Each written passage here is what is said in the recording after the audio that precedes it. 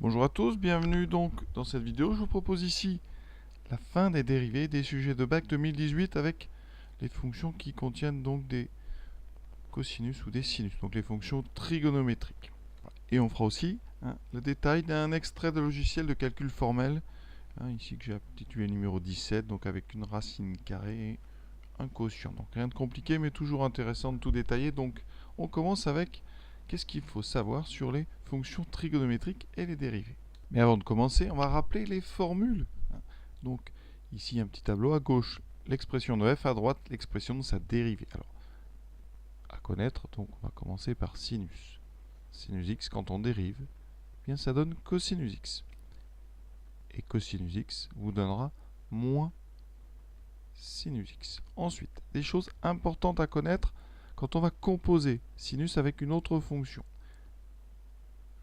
Alors, explicitement au programme, vous devez connaître la dérivée de sinus avec à l'intérieur une fonction affine, donc à x plus b, ce qui donnera en dérivant ici a fois cosinus donc de x plus b. Et pour cosinus à x plus b, de toute façon il faut s'inspirer de la dérivée de cosinus, on aura moins sinus. Par contre, vous retrouverez devant, comme ici pour la précédente, la dérivée de x plus b qui a, vous allez la sortir ici, donc on aura moins a sinus à x plus b. Et c'est normalement les seules choses que vous devez connaître sur les fonctions trigonométriques. Alors, vous pouvez très bien avoir à redémontrer la dérivée de tangente. Je vais le faire rapidement parce que c'est intéressant.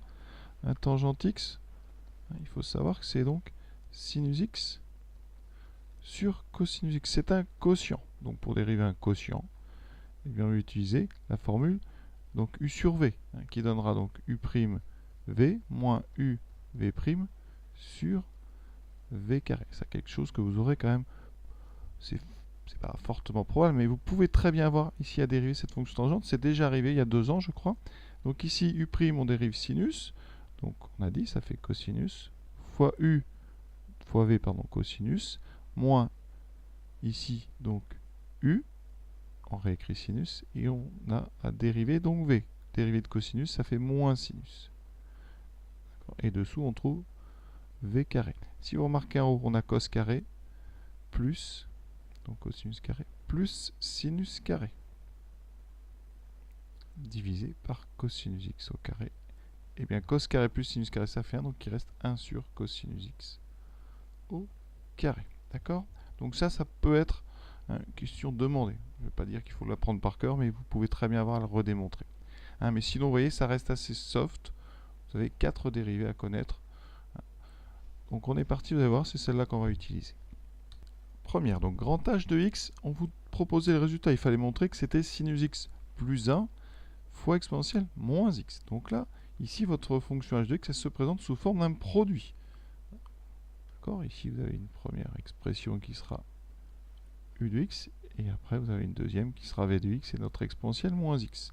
Donc on va dériver ça comme un produit. Donc j'aurai besoin de dériver u et v. Donc u, c'est moins cosinus x sur 2, moins sinus x sur 2, moins 1. Et v de x, c'est exponentielle moins x. Comment dériver u de x? Alors, ici, vous devez bien comprendre que moins cosinus x sur 2, c'est autrement écrit moins 1 demi de cosinus x. Et pareil, moins sinus x sur 2, c'est moins 1 demi de sinus x. Donc quand on dérive u, eh bien vous allez voir, donc ici c'est cosinus x multiplié par une constante, donc la dérivée c'est moins 1 demi fois la dérivée de cosinus, c'est-à-dire fois moins sinus x. Et ensuite on dérive moins 1 demi fois sinus, c'est donc moins 1 demi fois la dérivée de sinus. Donc moins 1 demi fois cosinus. Chose qui va se passer ici, vous avez moins fois moins, les deux moins vont s'annuler, se compenser. Ici on va dériver donc v, alors c'est une fonction qu'il faut absolument connaître, exponentielle moins x. C'est un exponentiel u, donc quand on dérive, ça fait u' e de u. Je vais l'écrire, quand on dérive exponentielle u, ça fait u' e de u. Donc ici, vous aurez la dérivée de moins x, donc moins 1 fois exponentielle moins x, et donc on trouve moins exponentielle moins x. Celle-là, je dirais qu'il faut vraiment la connaître par cœur. Elle tombe quasiment à chaque fois. Donc ici, h' de x, c'est donc la dérivée d'un produit. On aura u', donc que je vais écrire, ce qui donne 1 demi de sinus x plus, moins 1 demi de cosinus. Je n'ai pas précisé tout à l'heure, mais quand on dérive ici le moins 1, ça fait 0. Donc ça, c'est u' fois v, donc exponentielle moins x, plus u, qu'on réécrit. Voilà. Fois v', donc moins e moins x. On remarque qu'on peut factoriser encore par exponentielle moins x. On va le faire. On va regarder ce qui nous reste. Alors, vous aurez donc 1 demi sinus x, moins 1 demi de cosinus x, moins, il nous reste ensuite, moins cosinus x sur 2. On n'oublie pas, par contre, ici, vous voyez ce moins. Donc là, tous ces moins-là, ils vont s'annuler entre eux, parce que moins cos sur 2 fois moins e moins x, ça fera plus. Donc ici, le 1 demi de cos x. Et ici, pareil, ce moins-là, il va s'annuler avec celui-là. Donc plus 1 demi de sinus x, et ensuite moins 1 fois moins, ça fera plus 1. D'accord? L'exponentielle moins x est en facteur devant. Vous remarquez quoi? Eh bien que les deux cosinus ici s'annulent. Vous allez donc pouvoir regrouper 1 demi de sinus x avec 1 demi de sinus x qui donne sinus x. Voilà. Plus 1. C'est exactement ce qu'on nous proposait, donc c'est parfait. Même chose avec ces deux fonctions ici, f de x et g de x. On commence par f. Donc f, on regarde bien, ça se présente comme un produit. Et toujours ici un exponentiel moins x. Donc là, on est parti, u de x c'est exponentielle moins x. Donc u' sera, on l'a déjà dit, moins e moins x. Ça c'est à savoir par cœur. V de x c'est moins cos x plus sinus x plus 1. Donc on dérive, fonction de référence. Dérivée de cosinus, on a dit, c'est moins sinus. Donc ça fera sinus x, puisqu'on multiplie par moins 1, plus la dérivée de sinus, donc plus cosinus x, et le plus 1 donne 0. On dérive ça comme un produit, donc ça fera u' v, donc moins e moins x fois v, la fois aller doucement, c'est pas la peine de se presser, plus, parce qu'on dérive un produit, u, donc exponentielle moins x, multiplié par, donc ici, v', sinus x, plus cosinus x. Alors comme toutes les dérivées avec des exponentielles, on va pouvoir factoriser ici. Toujours par e moins x. Il me restera donc, alors le moins on n'oublie pas, moins fois moins, donc cosinus x, moins fois plus, moins sinus x, moins fois plus, moins 1. Plus sinus x, plus cosinus x. On regarde, les choses s'annulent, le sinus disparaît, il va me rester ici, donc exponentielle moins x, multiplié par cosinus plus cosinus, donc 2 cosinus x, et on n'oublie pas le moins 1. Moins exponentielle moins x fois cosinus x à présent. Alors ici, il faut bien comprendre, c'est un produit, donc ça fait moins exponentielle moins x que multiplie cosinus x. Donc c'est un produit avec une première, ici u de x qui sera moins e moins x, et la deuxième v de x qui sera cosinus x. On dérive u, ce qui donnera donc moins e moins x, donc c'est moins la dérivée de e moins x, donc moins e moins x, ce qui donnera e moins x. Encore une fois, très important à savoir faire, sans problème. Et on dérive donc cosinus, on a dit c'était moins sinus.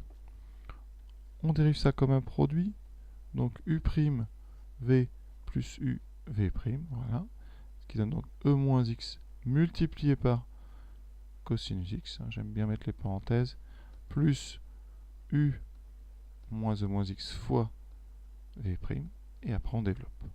On peut remarquer une factorisation encore par exponentielle, moins x, qui donnera cosinus x, ici attention moins fois moins, ça fera plus sinus x, et c'est déjà terminé.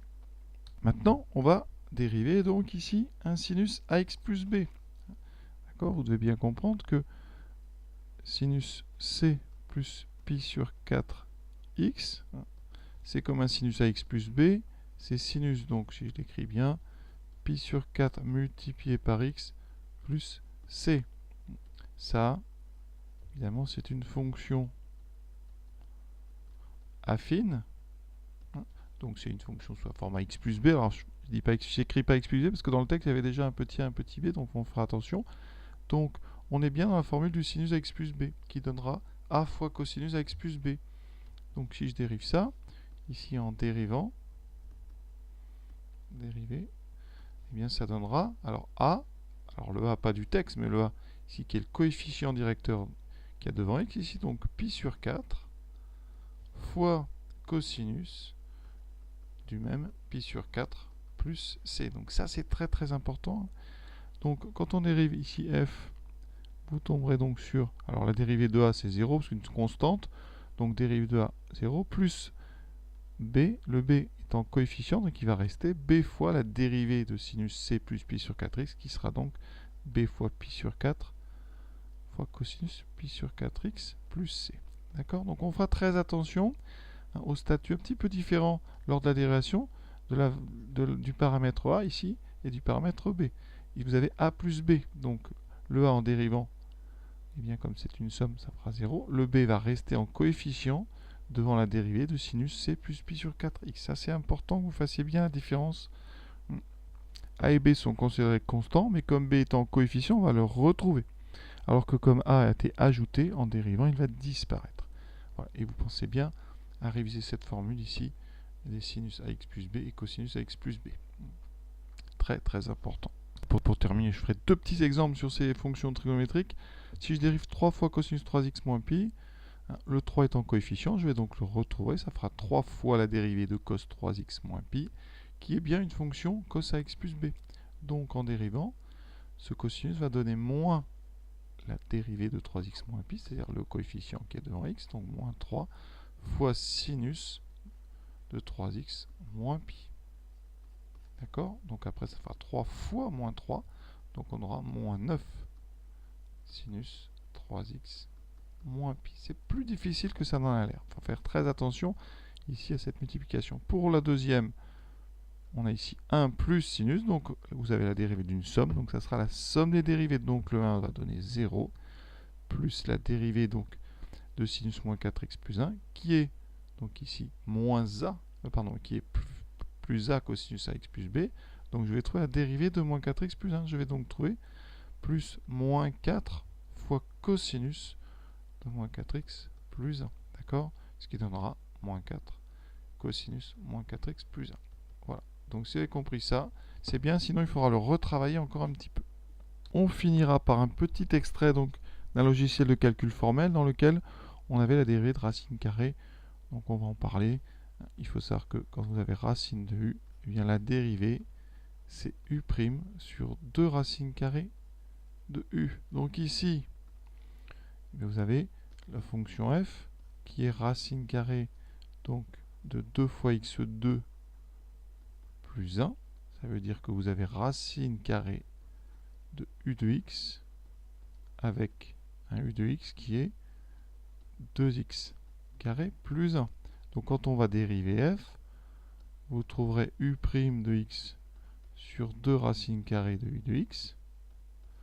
Donc il faut dériver ici u, qui donnera assez facilement 4x, sur 2 racines carrées de 2x carré plus 1. Donc voilà pourquoi, vous voyez, le logiciel indiquait cette formule. Alors, il faut noter qu'on n'avait pas à le dériver, c'était donné, mais je rappelle juste que ça vient de cette formule qui est à connaître, qui figure au programme.